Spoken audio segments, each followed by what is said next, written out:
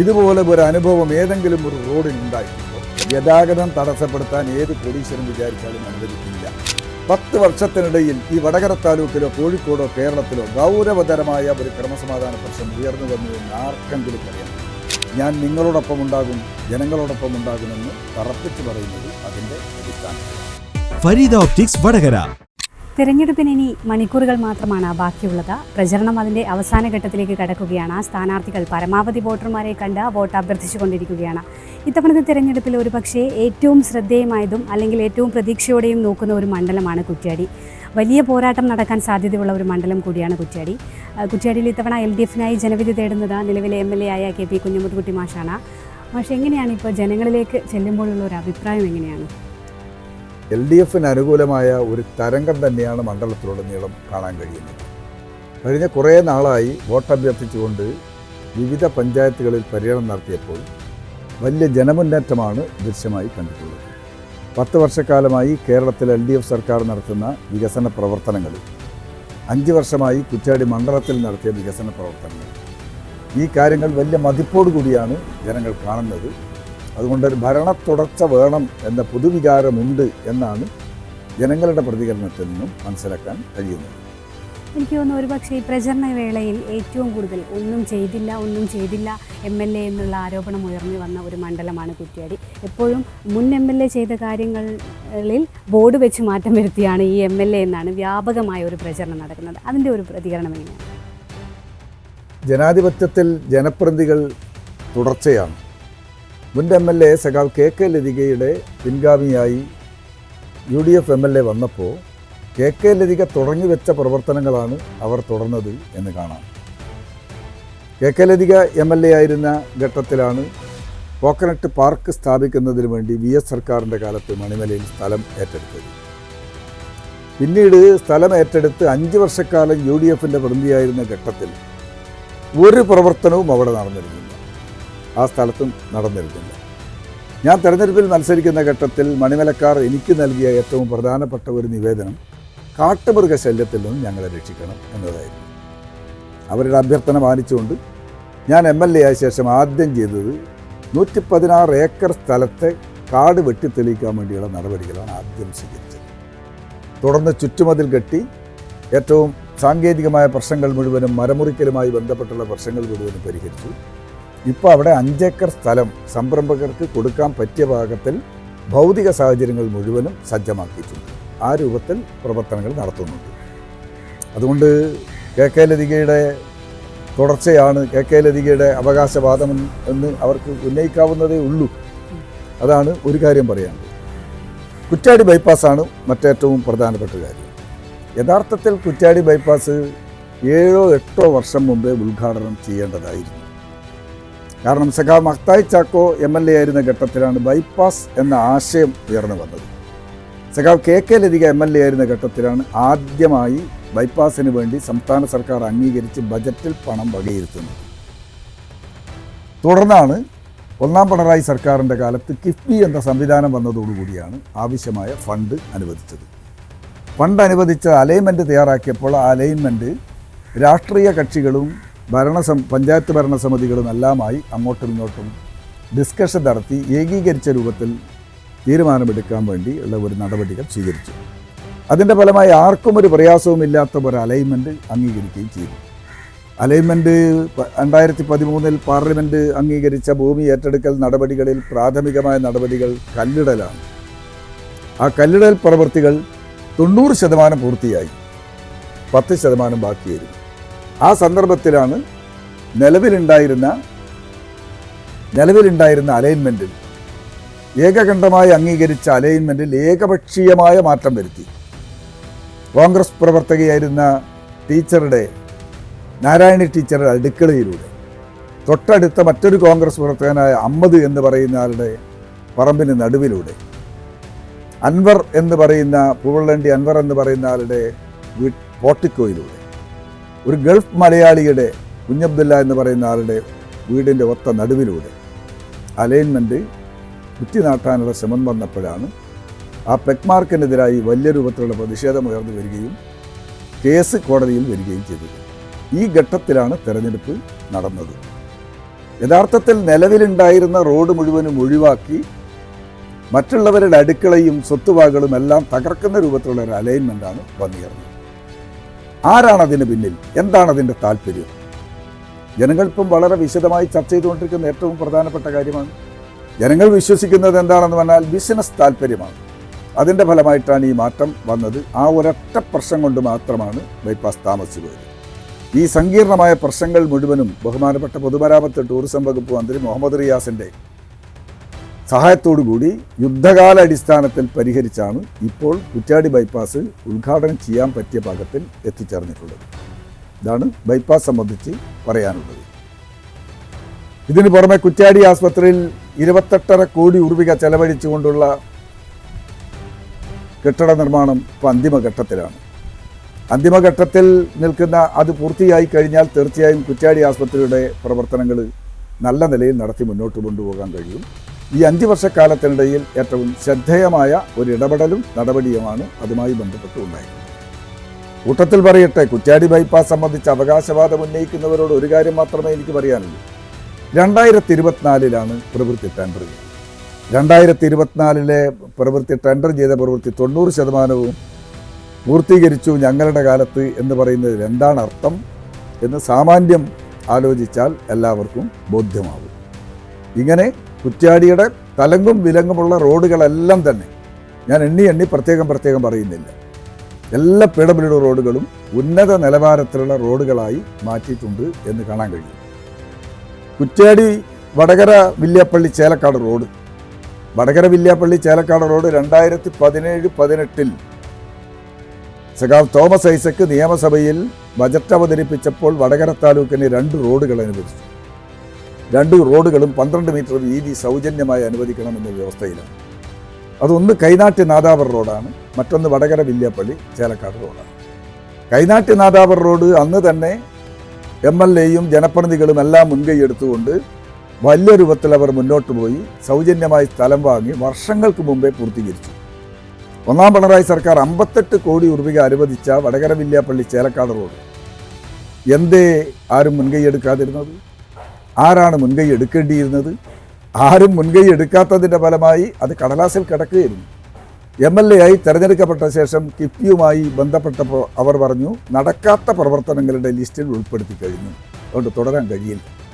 2017-18 fund അനുവദിച്ചിട്ട് വർഷങ്ങൾ കഴിഞ്ഞിട്ടും ഒരു നടപടിയും സ്വീകരിക്കാത്ത ഒരു റോഡാണ് എന്ന് പറഞ്ഞു. ബഹുമാനപ്പെട്ട മുഖ്യമന്ത്രിയെ ഞാനും VK വിജയൻ MLAയും കണ്ട് പ്രത്യേക നിവേദനം സമർപ്പിച്ചു. കിഫ്ബിക്കാരെ കണ്ട് സംസാരിച്ച് ഞങ്ങൾക്ക് അവസരം തന്നു, ഞങ്ങൾ നടപ്പിലാക്കുമെന്ന് ഉറപ്പ് കൊടുത്തതിൻ്റെ അടിസ്ഥാനത്തിലാണ് ആ ഫണ്ട് തിരികെ ലഭിച്ചതും പ്രവർത്തനങ്ങളുമായി ഞങ്ങൾ മുന്നോട്ട് പോകും. 3.5 വർഷക്കാലം കൊണ്ടാണ് 85% ജനങ്ങളുടെ കൺസെൻറ്റ് കിട്ടിയത്. 85% കൺസെൻറ്റ് കിട്ടിയപ്പോൾ ടെൻഡർ ചെയ്തു, ഊരാളുങ്കലെടുത്ത് ഇപ്പോൾ പ്രവൃത്തി നടന്നു വരുന്നു. പക്ഷേ അക്ലോത്ത് നട മുതൽ ചേലക്കാട് വരെ ഇപ്പോൾ റോഡ് പണി നടക്കുന്നുള്ളൂ. അതായത് കുറ്റ്യാടി നാദാപുരം മണ്ഡലത്തിൽ മാത്രം. യഥാർത്ഥത്തിൽ 5 വിളക്ക് മുതൽ തുടങ്ങേണ്ടതാണ്. 5 വിളക്ക് മുതൽ തുടങ്ങാൻ കൺസെൻറ്റ് വാങ്ങാൻ ഞങ്ങൾ കൂട്ടായി തീരുമാനിച്ചെങ്കിലും വടകര മണ്ഡലത്തിൽ നേരത്തെ സൂചിപ്പിച്ചതുപോലുള്ള ഒരു മുൻകൈയും കാര്യങ്ങളും കൺസെൻറ്റ് വാങ്ങലും ഉണ്ടായില്ല എന്നതാണ് വസ്തുത. അതുകൊണ്ട് വടകര മണ്ഡലത്തിൻ്റെ ഭാഗം ഉൾപ്പെടുത്താൻ കഴിഞ്ഞിട്ടില്ല. പക്ഷേ ഇപ്പോൾ അവർ ശ്രമിച്ചുകൊണ്ടിരിക്കുന്നു എന്നാണ് പത്രവാർത്തകളിൽ നിന്ന് മനസ്സിലാക്കുന്നത്. ഏതായാലും ഈ പ്രവർത്തനം കഴിയുമ്പോൾ തുടർന്ന് അതും പൂർത്തീകരിക്കാൻ കഴിയും എന്നാണ് പ്രതീക്ഷിക്കുന്നത്. പിന്നെ ഒരു MLAയുടെ ആസ്തി വികസന ഫണ്ടിൽ നിന്നും ഫണ്ട് അനുവദിച്ചു കഴിഞ്ഞാൽ അത് ആരാണ് ഉദ്ഘാടനം ചെയ്യുന്നതെങ്കിലും ഉദ്ഘാടനം ചെയ്യുന്ന ആളുടെ പേരുണ്ടാകും. ആസ്തി വികസന ഫണ്ട് ആരുടെ MLAയുടെ ഫണ്ടാണോ ആ പേരും വെക്കൽ സാധാരണയാണ്. അത് സ്റ്റാറ്റ്യൂട്ടറിയായി എല്ലായിടത്തും നടക്കുന്ന ഒരു നടപടികൾ മാത്രമാണ്.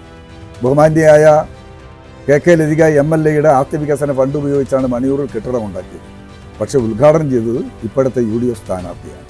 ആ സ്റ്റോൺ നിങ്ങൾ നോക്കുക, അദ്ദേഹത്തിൻ്റെ അധ്യക്ഷതയിലാണ്. ആ സ്റ്റോൺ നിങ്ങൾ നോക്കുക, അതിൽ കാണാം മുകളിൽ KK ലതിക MLAയുടെ ആസ്തി വികസന ഫണ്ട്, അതിനടിയിൽ ബഹുമാന്യനായ MLAയുടെ പേരുമുണ്ട്. അതൊരു അസാധാരണമായ നടപടിയാണ്. അദ്ദേഹത്തിൻ്റെ കാലത്ത് ലക്ഷങ്ങൾ ഹൈമാസ് ലൈറ്റ് സ്ഥാപിക്കാൻ വേണ്ടി നിക്ഷേപിച്ചു, ഒരു നടപടിയും നടന്നിരുന്നില്ല. ഞാൻ തന്നെ മുൻകൈ എടുത്തുകൊണ്ട് സമയബന്ധിതമായി മുഴുവൻ എല്ലാ സ്ഥലങ്ങളിലും ഹൈമാസ് ലൈറ്റ് സ്ഥാപിച്ചു. എല്ലാ പോയിന്റിലും ഞാൻ തന്നെ നേരിട്ട് പോയി സർവകക്ഷികളുടെ കൂടെ നിന്നുകൊണ്ടാണ് ഉദ്ഘാടനം ചെയ്തത്. ഉദ്ഘാടകൻ്റെ പേര് വെക്കില്ലേ? ഉദ്ഘാടനം ചെയ്താൽ ഉദ്ഘാടകൻ്റെ പേര് വെക്കില്ല. അതിലെന്താണ് തെറ്റ്? ഉദ്ഘാടകൻ്റെ പേര് വെക്കുമ്പോൾ നേരത്തെ ഫണ്ട് ആരാണോ അനുവദിച്ചത് അയാളുടെ പേരും വെച്ചിട്ടുണ്ട്. ഇതൊക്കെ സാധാരണഗതിയിൽ നടക്കുന്നതാണ്. അതിലെന്താണ് ഒരു അസാധാരണമായിട്ടുള്ളത്? അതൊക്കെ വളരെ യഥാർത്ഥത്തിൽ ഞാൻ മറുപടി പറയേണ്ട പ്രശ്നമേ അല്ല. സാമാന്യമായി പൊതുകെട്ടിടങ്ങളും നടപടികളും സർക്കാർ ഫണ്ടുകളും ഉപയോഗിച്ച് വികസന പ്രവർത്തനങ്ങൾ നടത്തുമ്പോൾ സാമാന്യമായും സ്വീകരിക്കുന്ന രീതി മാത്രമാണ്. ഇതൊന്നും സാധാരണഗതിയിൽ ഇങ്ങനെ ഒരു ആക്ഷേപമായി ആരും ഉന്നയിക്കുന്നത് ഞങ്ങളാരും കണ്ടിട്ടില്ല. ഞാൻ 19 വർഷമായിട്ട് രാഷ്ട്രീയ രംഗത്ത് പ്രവർത്തിക്കുന്ന ആളാണ്. അത്രേ എനിക്ക് പറയാം. യഥാർത്ഥത്തിൽ മറുപടി പറയേണ്ടത് നിങ്ങൾ ചോദിച്ചത് കൊണ്ട് പറയുന്നു എന്ന് മാത്രമേ ഉള്ളൂ. ഇപ്പോൾ റോഡിനെ പറ്റി പറയുമ്പോൾ ഓരോ തെരഞ്ഞെടുപ്പിലും ചർച്ചയാവുന്ന ഒരു റോഡാണ് മണിയൂർ അട്ടക്കുണ്ട് റോഡ്. ഇത്തവണത്തെ തെരഞ്ഞെടുപ്പിലും അത് ചർച്ചയായിട്ടുണ്ട്. അപ്പോൾ അത് സംബന്ധിച്ച് എന്താണ്? മണിയൂർ അട്ടക്കുണ്ട് കടവ് റോഡ് കഴിഞ്ഞ തെരഞ്ഞെടുപ്പ് കാലത്ത് കുണ്ടും കുഴിയുമായി ഗതാഗതം വളരെ ദുഷ്കരമായിരുന്നു. ആ റോഡിലൂടെ പ്രചരണം നടത്തിക്കഴിഞ്ഞാൽ ഉണ്ടാകാവുന്ന പ്രയാസം എന്താണെന്ന് അനുഭവിച്ച ഒരാളാണ്. ആ സന്ദർഭത്തിൽ ആദ്യം MLA ആയി തിരഞ്ഞെടുക്കപ്പെട്ട ഉടനെ ഞാൻ ആദ്യം ചെയ്ത നടപടി റീടാർ ചെയ്ത് ഗതാഗത യോഗ്യമാക്കാമെന്ന്. 2,69,00,000 രൂപ പാസ്സാക്കി കുട്ടോത്ത് മുതൽ അട്ടക്കുണ്ട് വരെ റീടാർ ചെയ്ത് ഗതാഗത യോഗ്യമാക്കുന്നതിന് വേണ്ടിയുള്ള നടപടികൾ സ്വീകരിച്ചു. തുടർന്ന് സമയബന്ധിതമായി അക്വിസിഷൻ നടപടി പൂർത്തീകരിക്കുന്നതിന് വേണ്ടിയുള്ള പരിശ്രമമാണ് നടത്തിയത്. അക്വിസിഷൻ നടപടി എന്ന് പറയുന്ന ഒരു നീണ്ട പ്രോസസ്സാണെന്ന് അറിയാമല്ലോ. അങ്ങനെ പ്രോസസ്സുമായി പോകുന്ന ഘട്ടത്തിലാണ് 10 മീറ്റർ പോരാ 12 മീറ്റർ വേണം എന്ന തർക്കം ഉയർന്ന് വരുന്നത്. യഥാർത്ഥത്തിൽ 2020 ഡിസംബർ 1 കിഫ്ബി ഇറക്കിയ ഉത്തരവിൽ 10 കോടി രൂപ 10 മീറ്റർ വീതിയിൽ റോഡ് വികസിപ്പിക്കുന്നതിന് വേണ്ടി അനുവദിക്കുന്നു എന്നാണ് ഉത്തരവിലുള്ളത്. ഉത്തരവ് ലഭ്യമാണ്. 2020 ഡിസംബർ 1 ഞാനല്ലല്ലോ കുറ്റ്യാടിയിലെ MLA. ഇന്നത്തെ മത്സരിക്കുന്ന UDF MLA ആയിരുന്ന ഘട്ടത്തിലാണ് 10 മീറ്റർ വീതിയിൽ റോഡ് നിർമ്മിക്കുന്നതിന് വേണ്ടി 10 കോടി രൂപ അനുവദിച്ചത്. അന്നെന്തേ ആക്ഷൻ കമ്മിറ്റിക്കാരും കോടതിയും കേസും ഒന്നുമില്ലാതെ പോയത്? ഇപ്പോൾ തുടർച്ചയായി സമയബന്ധിതമായി മുന്നോട്ട് പോകുമ്പോൾ 6 കേസുകൾ ആദ്യം വന്നു. 6 കേസുകളിൽ 1 12 മീറ്റർ ആക്കണമെന്നുള്ള നിർദ്ദേശം ഹൈക്കോടതി തള്ളി. തുടർന്ന് 11-1 നോട്ടിഫിക്കേഷനിലെ ചില സാങ്കേതിക പ്രശ്നങ്ങൾ ചൂണ്ടിക്കാണിച്ചുകൊണ്ട് ഹൈക്കോടതി 11-1 നോട്ടിഫിക്കേഷൻ റദ്ദാക്കി. നിങ്ങൾ ആദ്യം മുതൽ പ്രൊസീജിയർ ആരംഭിക്കണമെന്ന് പറഞ്ഞു. സമയബന്ധിതമായി ആദ്യം മുതൽ ആരംഭിച്ചു. ഫോർവേഡ് നോട്ടിഫിക്കേഷൻ പുറപ്പെടുവിച്ചു. സാമൂഹ്യാഘാത പഠനം നടത്തി വിദഗ്ധ സമിതി റിപ്പോർട്ടായി 11-1 നോട്ടിഫിക്കേഷൻ പുറപ്പെടുവിക്കേണ്ട ഘട്ടത്തിൽ 7ാമത്തെ റിട്ട് ഹർജി വരുന്നു. 7ാമത്തെ റിട്ട് ഹർജിയാണ് ഇപ്പം നിൽക്കുന്നത്. കോടതി എന്ത് പറയുമെന്നാണ്. പക്ഷേ 11-1 നോട്ടിഫിക്കേഷൻ ഇപ്പോൾ പുറത്ത് വന്നിട്ടുണ്ട്. സമയബന്ധിതമായ അക്വിസിഷൻ നടപടി പൂർത്തീകരിക്കും. നിരന്തരമായി കേസുമായി മുന്നോട്ട് പോകുമ്പോൾ സ്വാഭാവികമായും റോഡിൻ്റെ പ്രവർത്തനങ്ങൾ അക്വിസിഷൻ നടപടികൾ കാലതാമസം വരുമെന്ന് ഊഹിക്കാവുന്നതേ ഉള്ളൂ. അതുകൊണ്ട് ഒരു കാര്യം തീരുമാനിച്ചു. നിലവിലുള്ള റോഡ് ഇന്നത്തതിനേക്കാൾ കുറച്ചുകൂടി മെച്ചപ്പെട്ട നിലവാരത്തിൽ നിർമ്മിക്കാൻ തീരുമാനിച്ചു. 4,16,00,000 രൂപ അനുവദിച്ചു. ഇപ്പോൾ ടെൻഡർ ചെയ്തിട്ടുണ്ട്. ടെൻഡർ ഓപ്പൺ ചെയ്യാത്തത് ഈ തെരഞ്ഞെടുപ്പ് ചട്ടം നിലവിലുള്ളത് കൊണ്ട് മാത്രമാണ്. തെരഞ്ഞെടുപ്പ് കഴിഞ്ഞാൽ ഉടനെ ടെൻഡർ പൊളിച്ച് നിലവിലുള്ള പുനരുദ്ധാരണ പ്രവർത്തനം നടത്തി മുന്നോട്ട് പോകും. സമാന്തരമായി അക്വിസിഷൻ നടപടിയും മുന്നോട്ട് കൊണ്ടുപോകും എന്നാണ് പറയാനുള്ളത്. കേരളത്തിലോ കോഴിക്കോട്ടോ ഇതുപോലെ ഒരു അനുഭവം ഏതെങ്കിലും ഒരു റോഡിന് ഉണ്ടായിട്ടുണ്ടോ എന്നാലോചിക്കുന്നത്. 7 റിട്ട് പെറ്റീഷൻ. ഇവിടെ പ്രസക്തമായൊരു ചോദ്യമുണ്ട്. ഹൈക്കോടതിയിൽ 7 റിട്ട് പെറ്റീഷൻ സമർപ്പിക്കാൻ എത്ര കാശ് വേണ്ടി വരും? നാട്ടിൽ നിന്നൊരു ചില്ലിക്കാശ് പോലും ആക്ഷൻ കമ്മിറ്റിക്കാർ പിരിച്ചിട്ടില്ല. എവിടെ നിന്നാണ് ഈ കാശ്? അത് സ്വാഭാവികമായൊരു ചോദ്യമല്ലേ. ഏത് കോടീശ്വരനാണ് ഇതിൻ്റെ പുറകിൽ? കോടീശ്വരന്മാർക്ക് മാത്രമല്ല ലക്ഷങ്ങൾ ചെലവഴിച്ച് ഇങ്ങനെ കേസ് നടത്താൻ കഴിയും. 7 കേസ് ഹൈക്കോടതിയിൽ നടത്തണമെങ്കിൽ എവിടെ നിന്നാണ്? ആരാണ് ഇതിന് പിന്നിൽ? ഒരു പ്രദേശത്തിൻ്റെ വികസനം മുഴുവനും തടയുന്നതിന് വേണ്ടി ലക്ഷങ്ങൾ ചെലവഴിച്ച് മുന്നോട്ട് ആരാണെന്ന് ഞാൻ ഒരു നിഗമനമൊന്നും പറയാൻ സ്ഥാനാർത്ഥി എന്നുള്ള രൂപത്തിൽ ഞാൻ തയ്യാറാകുന്നില്ല. പക്ഷേ നാട്ടുകാരും മാധ്യമങ്ങളും എല്ലാം അന്വേഷിക്കേണ്ട ഏറ്റവും പ്രധാനപ്പെട്ട പ്രശ്നമാണ്. ഇതാണ് കുട്ടോത്തട്ടക്കുണ്ട് കടവ് റോഡ് താമസിക്കാൻ കാരണം. പക്ഷെ ഒരു കാര്യം, ഗതാഗതം തടസ്സപ്പെടുത്താൻ ഏത് കോടീശ്വരൻ വിചാരിച്ചാലും അനുവദിക്കില്ല. നല്ല നിലയിൽ തന്നെ റോഡ് സംരക്ഷിച്ചുകൊണ്ട് മുന്നോട്ട് പോകും. കുറ്റ്യാടി സംബന്ധിച്ച് പറയുമ്പോൾ തെരഞ്ഞെടുപ്പിൽ വികസനങ്ങളെക്കാൾ അപ്പുറം ചർച്ചയാകുന്ന മറ്റ് പല കാര്യങ്ങളുമാണ്. ഇത്തവണ പ്രധാനമായും സമാധാനത്തിന് വേണ്ടിയാവണം വോട്ട്, അല്ലെങ്കിൽ അത്തരത്തിൽ ബോംബ് രാഷ്ട്രീയത്തിനെതിരെ അത്തരത്തിൽ വ്യാപകമായ പ്രചരണങ്ങളാണ് നടന്നുകൊണ്ടിരിക്കുന്നത്. അതേക്കുറിച്ച് എന്താണ്? കുറ്റ്യാടിയിൽ അത്തരത്തിലുള്ള പ്രശ്നങ്ങളുണ്ടോ? കുറ്റ്യാടി മണ്ഡലത്തിൽ നിങ്ങൾക്കെല്ലാം അറിയുന്നതല്ലേ, ഏറ്റവും സമാധാനപരമായ അന്തരീക്ഷത്തിലാണ് കുറ്റ്യാടി മണ്ഡലം മുന്നോട്ട് പോയിക്കൊണ്ടിരിക്കുന്നത് എന്നതാണ്. ആ സമാധാന അന്തരീക്ഷം തകർക്കുന്ന രൂപത്തിലുള്ള ഒരു നടപടികളും നിലപാടുകളും ഉണ്ടായിട്ടില്ല എന്നത് വസ്തുതയാണ്. അങ്ങനെയൊക്കെ കലാപകലുഷിതമായ കാലഘട്ടം ഇവിടെ ഉണ്ടായിരുന്നല്ലോ. അത് മറന്നുപോയോ? കല്ലാച്ചിയിലെ ബിനുവിൻ്റെ കൊലപാതകം നിങ്ങളോട് മറന്നുപോയോ? കല്ലാച്ചിയിലും പരിസര പ്രദേശത്തും ഉണ്ടായ കലാപകലുഷിതമായ അന്തരീക്ഷം മറന്നുപോയോ? അത് ആരുടെ ഭരണകാലത്തായിരുന്നു? എന്തായിരുന്നു അവസ്ഥ? ഒരു ചെറുപ്പക്കാരനെ മുഴുവനും ഇല്ലാത്ത കഥകൾ പ്രചരിപ്പിച്ച് കൊല ചെയ്ത് മുന്നോട്ട് പോയ കഥ ഓർമ്മയില്ലേ? ഒരു സ്ത്രീയെ മാനഭംഗപ്പെടുത്തി നിസ്കാരപ്പായയിൽ നിന്നും ബലാത്സംഗം ചെയ്യാൻ ശ്രമിച്ചു എന്ന് പറഞ്ഞുകൊണ്ട് ഒരു തെരഞ്ഞെടുപ്പിൽ സംസ്ഥാന വ്യാപകമായി പ്രചാരവേല അടിച്ചുവിട്ട് നാദാപുരത്തിനും കുറ്റ്യാടിക്കും വടകര താലൂക്കിനും പുറത്തുള്ള ജനങ്ങളെ തെറ്റിദ്ധരിപ്പിക്കാൻ തീരുമാനിച്ച UDFൻ്റെ ഭരണകാലം എല്ലാവരും മറന്നുപോയോ? 10 വർഷത്തിനിടയിൽ ഈ വടകര താലൂക്കിലോ കോഴിക്കോടോ കേരളത്തിലോ ഗൗരവതരമായ ഒരു ക്രമസമാധാന പ്രശ്നം ഉയർന്നു വന്നു എന്ന് ആർക്കെങ്കിലും പറയാൻ കഴിയും? ഇല്ലാ കഥകൾ പ്രചരിപ്പിച്ച് പ്രചരണം നടത്തി മുന്നോട്ട് പോകുന്ന സ്ഥിതിവിശേഷമാണുള്ളത്. ബോംബ് സ്ഫോടനം നടത്തി 5 ചെറുപ്പക്കാർ മരണപ്പെട്ട സംഭവം, വാണിമേൽ പുഴയോരത്ത് 7 ചെറുപ്പക്കാർ മരണപ്പെട്ട സംഭവമൊക്കെ നമ്മുടെ മനസ്സിലുണ്ടല്ലോ. അതൊക്കെ ഓർമ്മിച്ചുകൊണ്ട് പഴയ ഓർമ്മയിൽ അവർ പറയുന്നതായിരിക്കും എന്നെ കാണേണ്ടതുള്ളൂ. ക്രമസമാധാന പ്രശ്നമൊന്നും ഇപ്പോൾ കുറ്റ്യാടി മണ്ഡലത്തിൽ എവിടെയും ഇല്ല. അപ്പോൾ ഒരുപാട് വികസന പ്രവർത്തനങ്ങൾ നടത്തിയതിൻ്റെ ആത്മവിശ്വാസത്തെ തന്നെയാണ് വീണ്ടും ജനവിധി തേടുന്നത്. അതിനെ തകർക്കാൻ അത്തരത്തിലുള്ള ഒരുപാട് പ്രചരണങ്ങൾ അതും നടന്നുകൊണ്ടിരിക്കുകയാണ്. എങ്കിലും മാഷ് നല്ല വിശ്വാസത്തിലാണ്, പ്രതീക്ഷയിലാണ്. അപ്പോൾ ഇത്തവണ കുറ്റ്യാടിയിൽ തുടരുമെന്ന് തന്നെയാണ് പ്രതീക്ഷ. തീർച്ചയായും 5 വർഷക്കാലവും ജനങ്ങളോടൊപ്പം നിൽക്കും എന്നായിരുന്നു എൻ്റെ വാഗ്ദാനം. ഞാൻ ജനങ്ങളോടൊപ്പം നിന്നിട്ടുണ്ട്. അതിൽ വ്യത്യസ്തമായ അഭിപ്രായമുണ്ടാവില്ല. ഞാൻ ജനങ്ങളോട് പറഞ്ഞിരുന്ന വാഗ്ദാനങ്ങൾ മുഴുവനും നടപ്പിലാക്കാൻ ആത്മാർത്ഥമായി പരിശ്രമിച്ചിട്ടുണ്ട്. സാങ്കേതികമായ പ്രശ്നങ്ങൾ കൊണ്ടൊക്കെ ചില താമസമൊക്കെ വന്നിട്ടുണ്ടാകും എന്നത് മാത്രം. അപ്പോൾ റോഡ് ഗതാഗത രംഗത്ത് ഒടുവിലത്തെ ബജറ്റിൽ അവതരിപ്പിച്ച റോഡും കൂടി നിർമ്മിച്ചു കഴിഞ്ഞാൽ 90% റോഡുകളും ഉന്നത നിലവാരം പുലർത്തുന്നതായിരിക്കും. കുറ്റ്യാടി മണ്ഡലത്തിലെ ഒരു സർക്കാർ സ്കൂളുകൾക്കും പുതിയ കെട്ടിടം ഇനി ആവശ്യമില്ല. എല്ലാ സർക്കാർ സ്കൂളുകൾക്കും കെട്ടിടം പണിയാൻ വാടക കെട്ടിടത്തിൽ പ്രവർത്തിച്ചിരുന്ന 2 AEOS ഓഫീസ് സ്വന്തം കെട്ടിടത്തിലേക്ക് മാറി. വാടക കെട്ടിടത്തിൽ ശോചനീയമായ അവസ്ഥയിൽ പ്രവർത്തിക്കുന്ന 2 IT മനോഹരമായ കെട്ടിടം നിങ്ങൾ പോയി നോക്കുക. മാറാനുള്ള അക്കാദമിക് ഇയറിൽ മാറാനുള്ള സന്ദർഭമായി.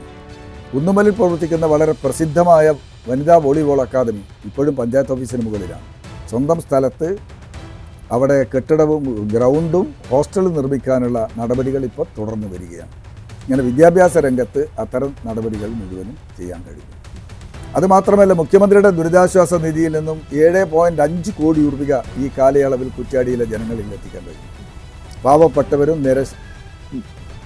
അശരണരുമായ പ്രയാസമനുഭവിക്കുന്നവരുടെ കയ്യിൽ 7.5 കോടി രൂപ എത്തിക്കാൻ കഴിഞ്ഞത് അഭിമാനപൂർവ്വം തന്നെയാണ് ഞാൻ പറയുന്നത്.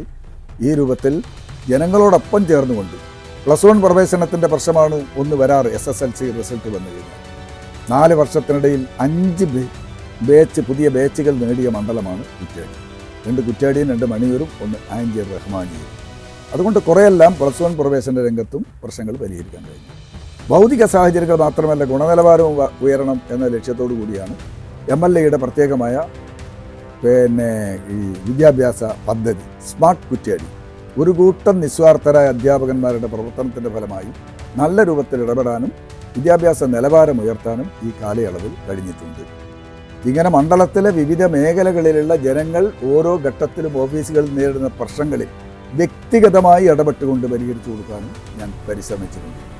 അങ്ങനെ 5 വർഷക്കാലവും ജനങ്ങളോടൊപ്പം നിന്നിട്ടുണ്ട്. മുൻകാലങ്ങളിൽ ഇതുപോലുള്ള സ്ഥാനമാനങ്ങൾ വഹിച്ചിരുന്നപ്പോൾ ഗ്രാമപഞ്ചായത്ത് മെമ്പർ, ഗ്രാമപഞ്ചായത്ത് പ്രസിഡന്റ്, ജില്ലാ panchayat member, standing committee chairman, ജില്ലാ പഞ്ചായത്ത് പ്രസിഡന്റ്, ഇപ്പോൾ MLA, ഈ സ്ഥാനങ്ങളൊക്കെ വഹിച്ചിരുന്ന ഘട്ടത്തിലും ജനങ്ങളോടൊപ്പം നിന്ന് മുന്നോട്ട് പോയ അനുഭവം എനിക്കുണ്ട്. ആ അനുഭവങ്ങളുടെ കരുത്തിലാണ് ഇപ്പോഴും ഞാൻ ജനങ്ങളോട് പറയുന്നത്, ഞാൻ നിങ്ങളോടൊപ്പം ഉണ്ടാകും, ജനങ്ങളോടൊപ്പം ഉണ്ടാകുമെന്ന് തറപ്പിച്ച് പറയുന്നത് അതിൻ്റെ അടിസ്ഥാനത്തിലാണ്. അങ്ങനെയുള്ള ഒരു ജനത എന്നെ കൈയൊഴിയും എന്ന് ഞാൻ കരുതുന്നില്ല. നല്ല ഭൂരിപക്ഷത്തോടുകൂടി എന്നെ കുറ്റ്യാടിയിലെ വോട്ടർമാർ വിജയിപ്പിക്കും എന്ന കാര്യത്തിൽ സംശയമില്ല. എൻ്റെ ചിഹ്നം ചുറ്റികാരുവാൾ നക്ഷത്രമാണ്.